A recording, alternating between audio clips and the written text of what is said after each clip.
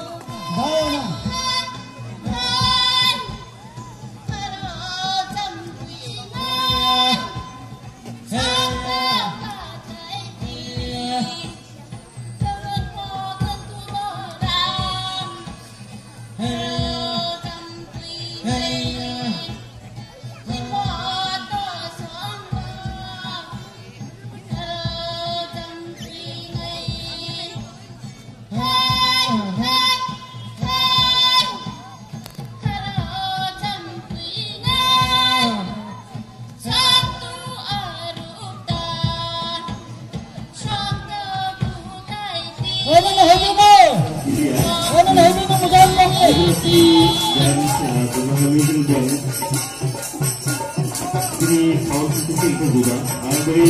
saya komen